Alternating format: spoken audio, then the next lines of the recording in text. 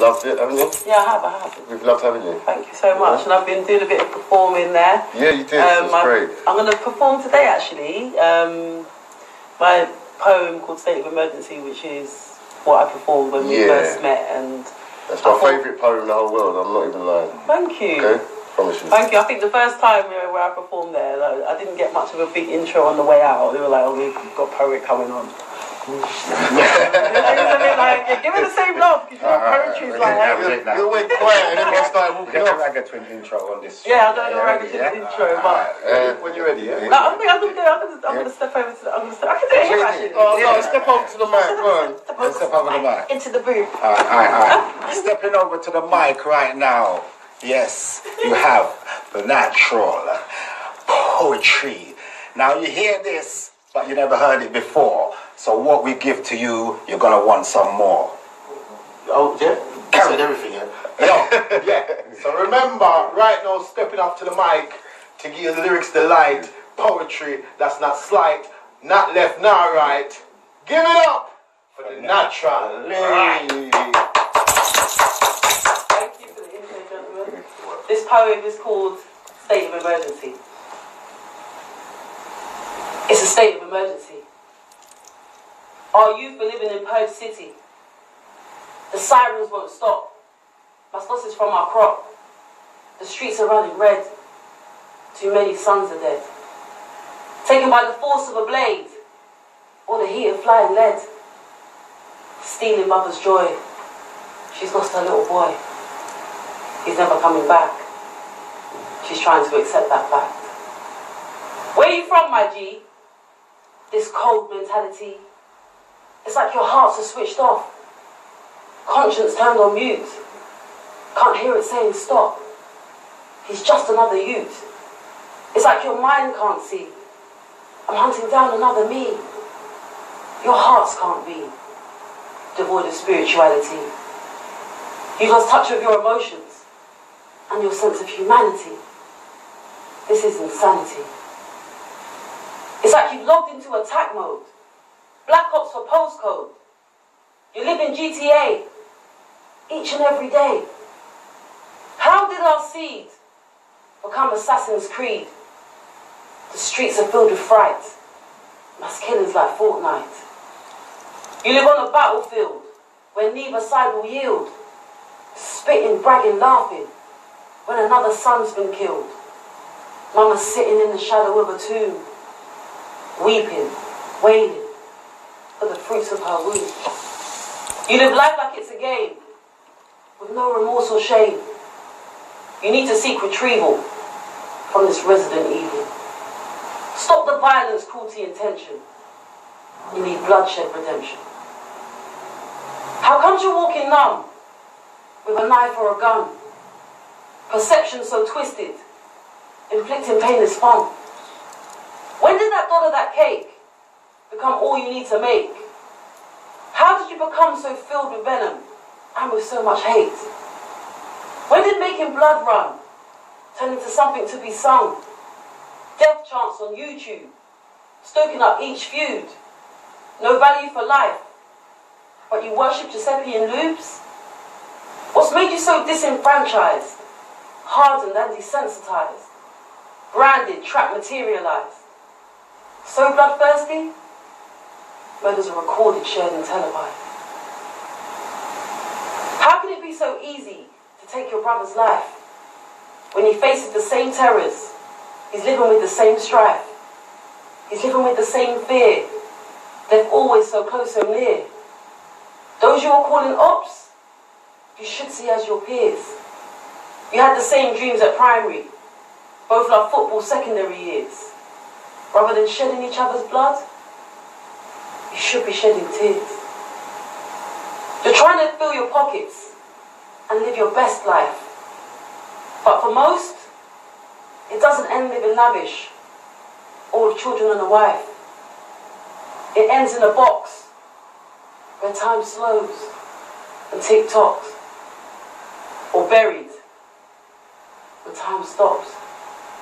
It ends with you looking up at the sky, screaming for your mum and asking why, when you're taking your last breath and you're seeing your own death Tears rolling from your eyes, realizing you're going to die. But why?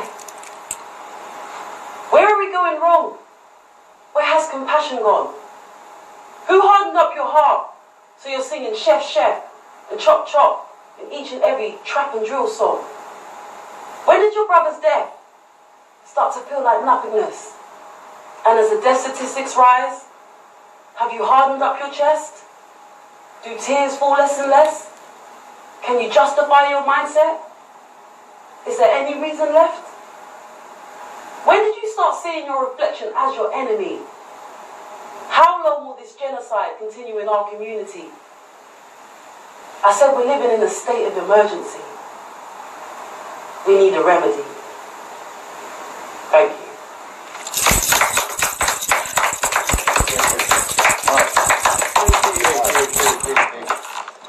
Powerful stuff, man. Powerful stuff. It's that poem.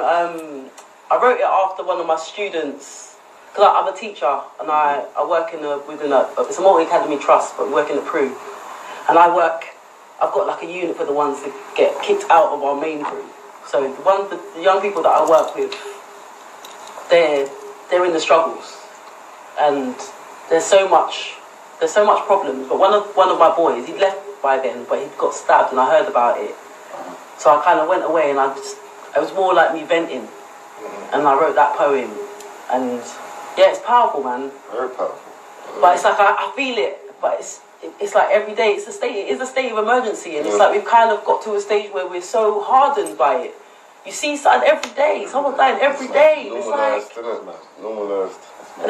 And the young people, it was funny, there was a Panorama documentary on yesterday about knife crimes and how scared people are, and I watched it with my students today, and it's like water for ducks back. We're watching it like a drama series. Yeah, like it's nothing. It's nothing anymore. So it is a state of emergency, and like what you're doing and what we're all doing out here makes a difference. Even if it's a small difference, one person hears, and that's what I really hope. The way that I wrote that poem was so that they will hear it, like the references to games and all of that. So hopefully, I want young people to actually hear the poem and connect with it. So see what it is. We'll do our thing, yeah. We all make a small difference, but collectively, hopefully we can make a massive difference, you know? Yeah. Not just us, my team as well, and a few others. Little drips. Even there's some other organisations that are trying hard and very genuine, you know? Yeah, because there's a lot of people out there doing lots of things, and I just hope we can all pull together and try and make some kind of difference. But because I think everyone's given up on the government, and after the chicken box fiasco. So we had a discussion on that. It's a foolishness. Put back EMA, put back the youth clubs, do stuff, writing foolishness on the box. It's a mockery. They're wasting a lot of good money on rubbish, on stupidness, and it's good money that could be going elsewhere to all these other services that we're being failed, like this, the mental health, the homeless, the violent crime. There's loads of places you could be flinging money at, but they're flinging it at chicken boxes. Ridiculous. You know? And like I said, like, even it's only 200 and something chicken shops. They spent over £50,000 on 321,000 chicken boxes to be distributed from 200 chicken shops. I mean, it's tiny on the scale. Where I live, there's probably more than 200 chicken shops within a 3-mile radius of my house. Yeah. You know, it's like pouring a glass of milk into a swimming pool. It was just a media stunt, and it backfired on them badly. Yeah, good. I'm glad that it did, because they need to do more. It just shows the mindset of the government and how lacking they are in understanding what's going on in our streets, in the communities, and how to deal with it. They haven't got a clue. They literally haven't got a clue of what to do.